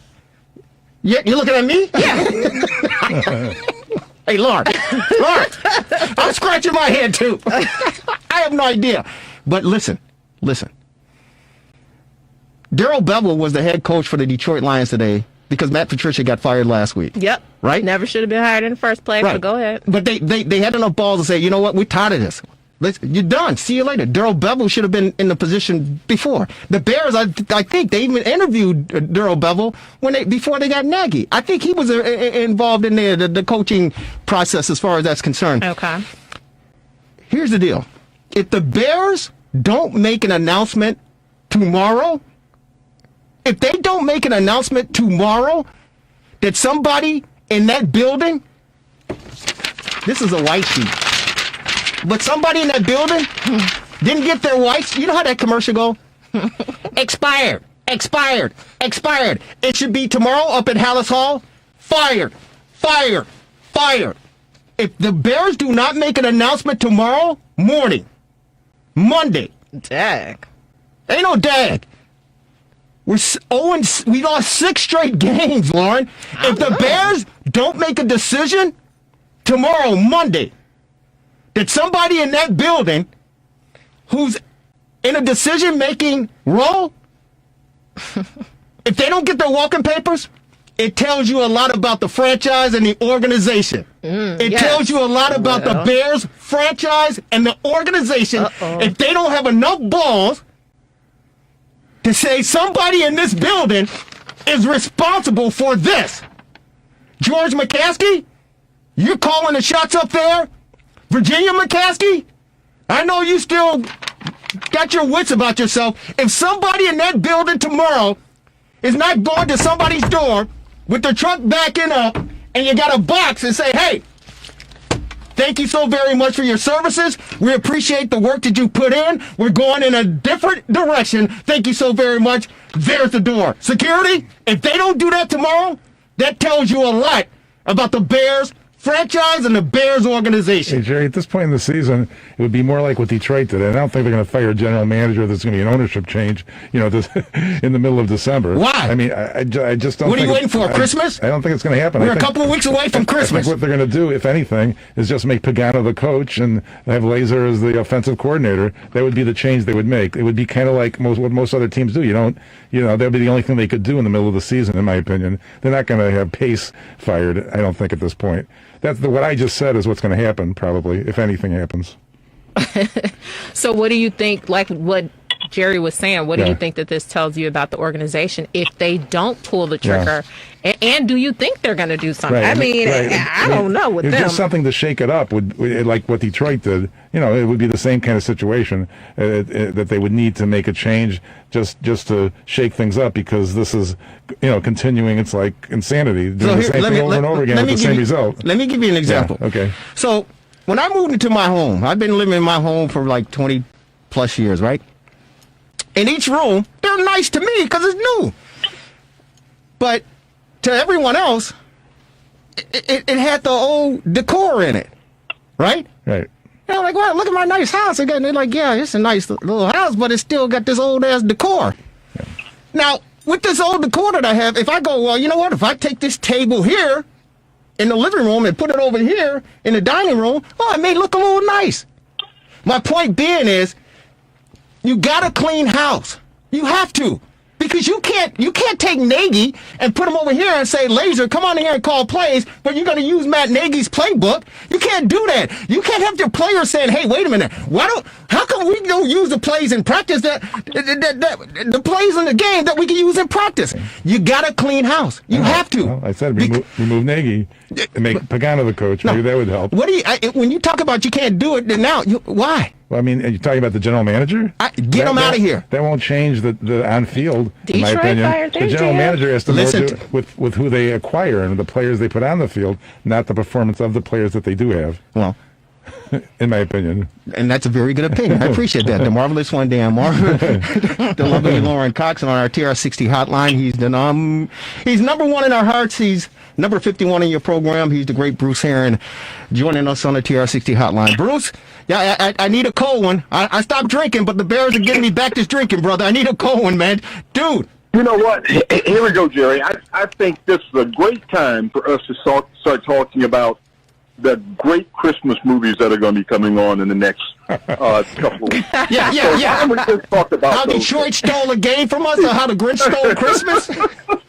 Oh my God, man! I tell you what, I had a wonderful day planned, man. I got invited over to one of my best friends at all time, Lance Rantala's house. He lives up in Lincoln Park area there, man. Went over to his house, man. We sat out on his deck with overhead heaters and his son, Charlie Rantala, man. I'm telling you what, we had great food. His wife, Amy, fixed, she went out and bought food. We had cold drinks, and man, we're just ready for a great Bears game. Can they let us come over? I mean, this sounds real good, Bruce. How many people were there? Jeez, y'all was talking about gumbo last week, and now you're having a cookout.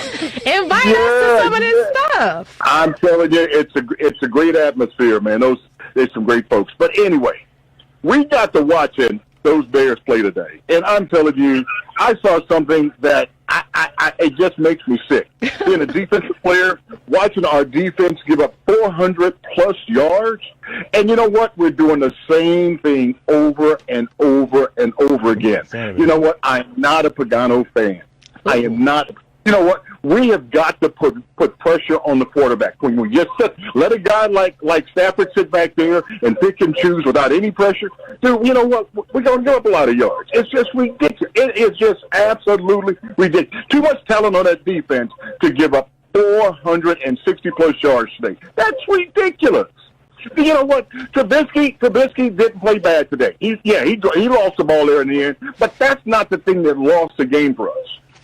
It's all the stuff that happened prior to that, and it's a 460-plus yards. It's the offensive tackle holding when we make a first down. What's wrong with Leno? I mean, come on, man. You've been in the league too long to be doing crazy stuff like that. It's the little things. It's the little things, and the damn defense coordinator calling defenses. You know what? I made a little list here. Let's see. Defense, soft zone, all the soft zone stuff. I mean, they're just. Guys are running to areas, and where there isn't a defensive player, they just sit down because the ball's coming. And that's what they were doing all day. No pressure on the quarterback. No pressure on the quarterback. How can that be? You look at, and you know what? I heard some sports talk right after the game today, and they were talking about Quinn and Mack. I'm watching Khalil Mack today. And I'm telling you something, Khalil played his ass off. But probably 75% of the time, they have somebody chipping on Khalil Mack, and then here comes the tackle. Before he can engage the offensive lineman, he's got somebody chipping on him. It's either the tight end or the back or somebody. They're hitting him while he's engaged with the offensive tackle. He's fighting through two blockers. How about putting Khalil Mack over the guard, engage the offensive lineman, and then come around and do a loop just to mix it up. He's strong as a bull and he's quick as a cat. But I'm telling you, man, the defense coordinator's got to do something better than that. This is ridiculous to let them go up and down the field like that all damn day. Hey, that's why you're on the Rewind Sports 60. You're the best in the business. Bruce Herron, number 51, former outside linebacker for your Chicago Bears, breaking it down. And you're absolutely right. And I understand, the money that the Bears have spent on the defensive side of the ball, I certainly get it. But Bruce, you played, as you stated, you've played the game, and you know what it takes at the highest level. And at the end, and I told you guys, I hate this, and I'm talking about cliches, but I hate this cliche. Well, they're human too. Yeah, I understand that. I get that. They are human. People always say, well, athletes, they're human too. Yeah, they are human. And in this case, it's right, because Khalil Mack missed a day or two this past week due to a practice due to his back. We know that Akeem Hicks was out with a hamstring. These guys in the 12th week of the National Football League, especially during this pandemic, their bodies are banged up. And you're absolutely right. The money that Khalil Mack makes, he earns it because he's got not just one guy one-on-one. He's got 2 and 3 guys coming at him. Absolutely. He's got 2 and 3 guys coming at him. Khalil Mack is not taking a break. I mean, he's giving everything he has. But damn it, man, the defense coordinator has got to give him some help. Give him a little bit of help. Help the guy out. Man, it's just sickening. It's just absolutely sickening. They play the same defense damn near every snap. You're right about that, Bruce. It's terrible, man. It's just terrible. It's terrible and it's sick. You're absolutely right. Somebody needs to be fired. So I want to ask you, in your estimation, will somebody be fired Monday? And If so, who should they let go first? Well, I tell you what, I can say this. I mean, you guys have been Bears fans like I have been for a long, long time. Can you remember when the Bears have fired a coach in the middle of the season or at the end of the season, or towards the end of the season, before the season's over with? I don't think it's ever happened. And I don't anticipate that happening now. I really don't. Well, I really don't. You know what? I just, you know. And I'm sorry to cut you off, but you're absolutely right. And that's the point, Bruce. That's the point. The Bears have never done anything. It's uncharacteristic for them to do something like that. But the game has changed. The era has changed. The generation has changed. And we're being left behind. If you pick any category in the league, the Bears are 25th or worse. They're 27, 29, 31. They're all the numbers, they're bad. And so if they stay the course, that's what the problem is. They need, listen, the only way to get attention, regardless of whatever it is, somebody's got to take a hit. And you got to do it in a loud way that you're going to shake some people up and wake some people up. If you go about business as usual, you're going to lose your fan base. You're going to lose you're losing the interest. And you're telling people, hey, listen, the White Sox did it. The White Sox did it. Congratulations to the White Sox. Jerry Riles said, I don't give a damn. I don't give a hell. I don't care what anybody says. I'm hiring my old friend who's got a proven track record to come manage this baseball team. He turned some heads. He shook some people up. He woke some people up. But he did something uncharacteristic. The Cubs, they let go Lynn Casper. He's going over to the White Sox. It shook up Cub Nation because they're like, this guy's been with us for 14, 15 years. And congratulations to Lynn Casper for coming over to the White Sox. The point of the matter is, you can't stay status quo and expect to be a champion. Champions don't operate that way. And that's where the Bears are going. Yeah. This experiment with Nagy hasn't worked. I mean, when we had what was that back in 2017? Was that 17? When we went to the playoffs and ended up, with the missed field goal. Every time I think about it, it just brings tears to my eyes. I mean, boy, I tell you, was that? I think that was Khalil Mack's first year with us. Was it 2017 or 18? I'm not sure. Anyway, his first season with us, man. I mean, the team was humming, man. I mean, they were playing some ball, and then we go to the playoffs and we lose in the first round. And I'm saying, we're too good to just get beat in the first round. We're too good. But you know what? It's an example of where we are today. It's an example of the lack of coaching. It's the example of the lack of imagination. I mean, I just, it's just, it just hurts my heart, man, to see this mess. It's messy. It's just really messy. And they've got to fix it. But I'm going to tell you guys something. Don't look for anybody to get fired tomorrow.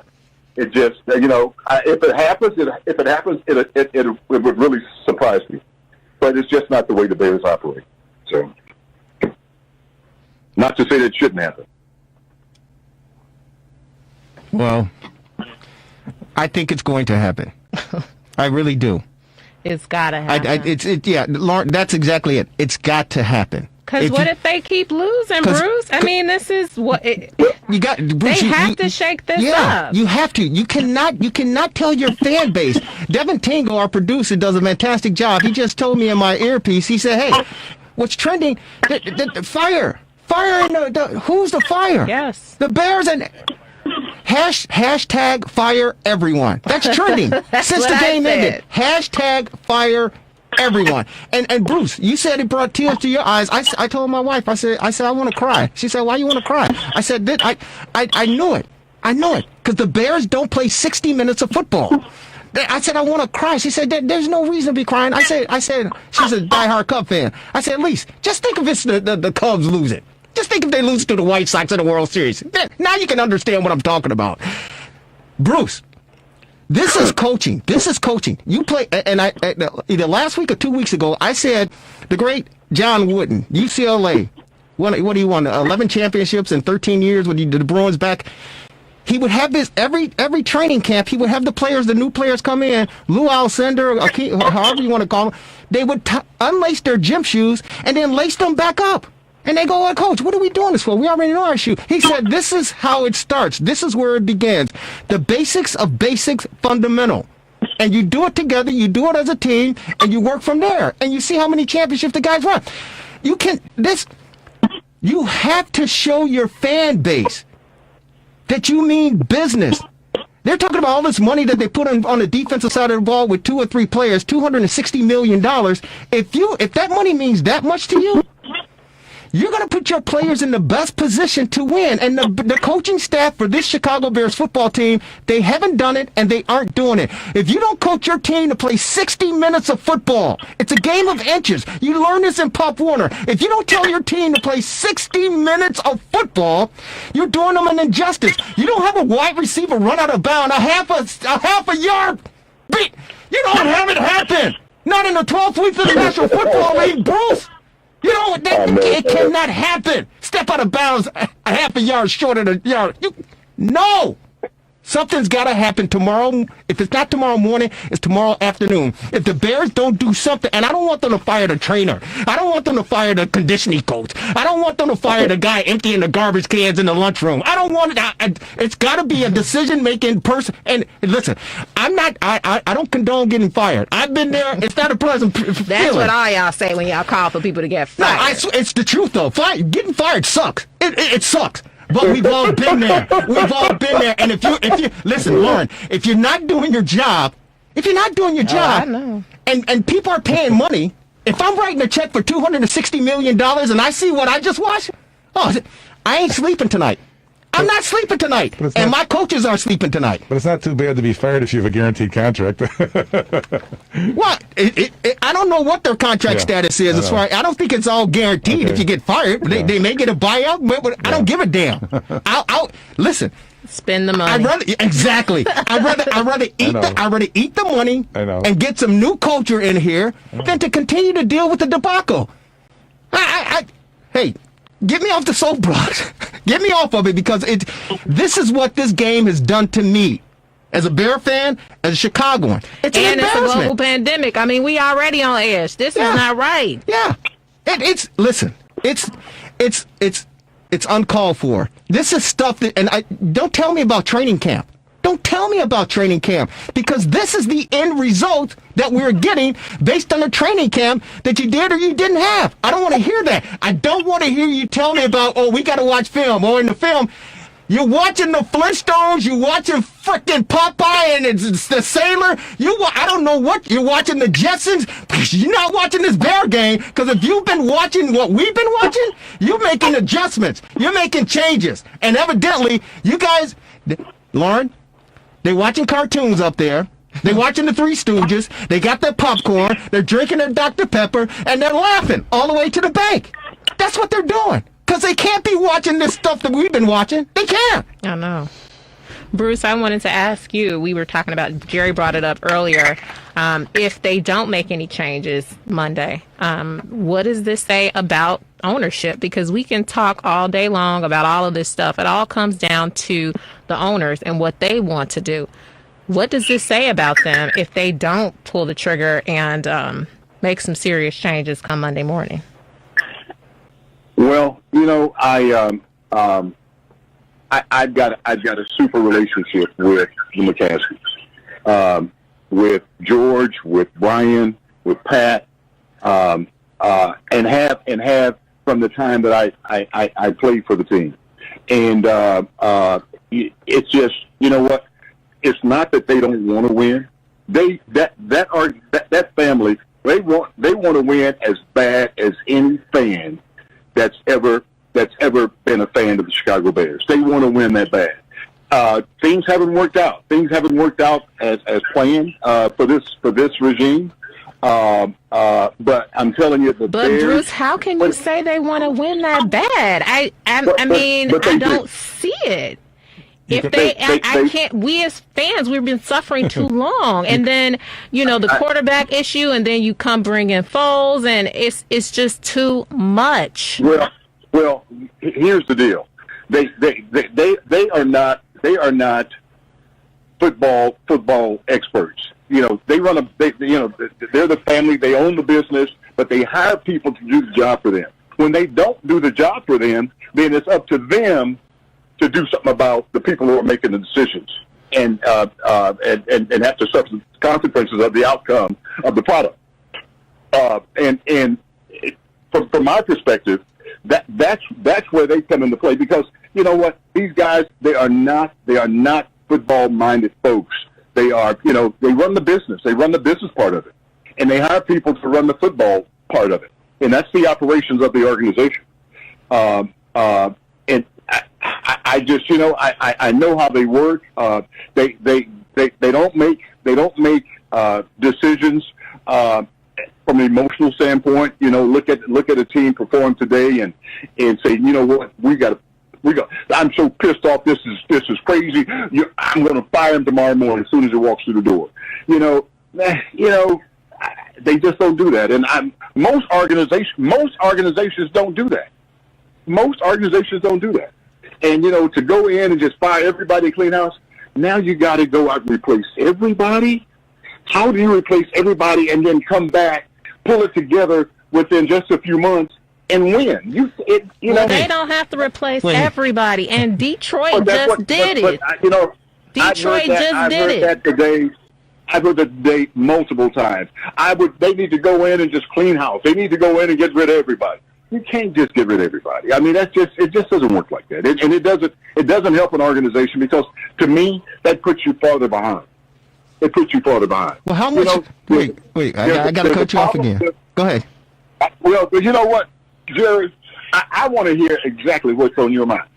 People tune in. No, people tune in and listen to you because you're the expert and you've been there before and you know what it takes, and you've enlightened us. You open up our eyes. But I got to tell you, Bruce, I understand, but every time the Bears,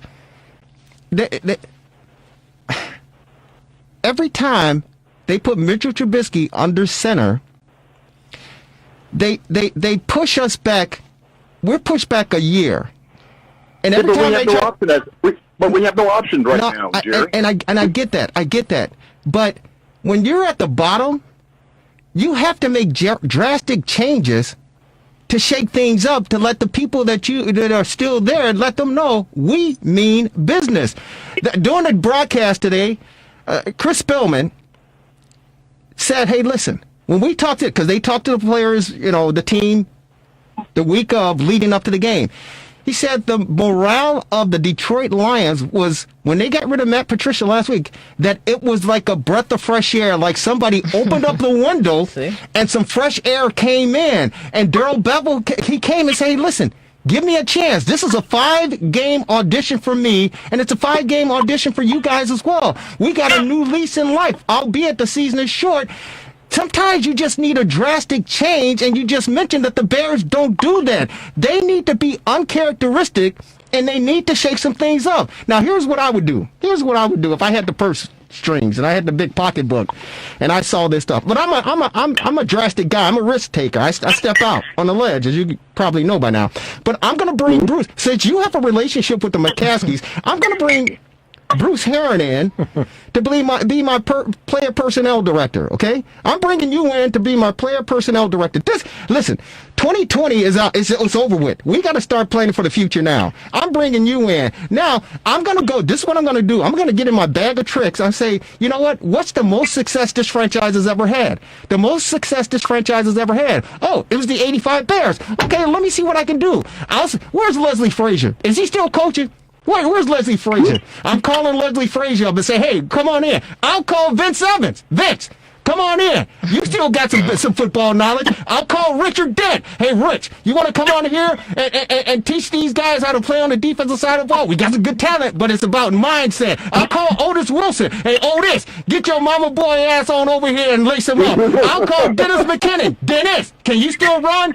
Teach these boys how to run." I'm telling you, I'll call some old school guys that's gritty and just take any prisoners. I'll bring them in there and say, "This is Bear football. This is Bear culture. This is what it means to put on this Bear uniform." How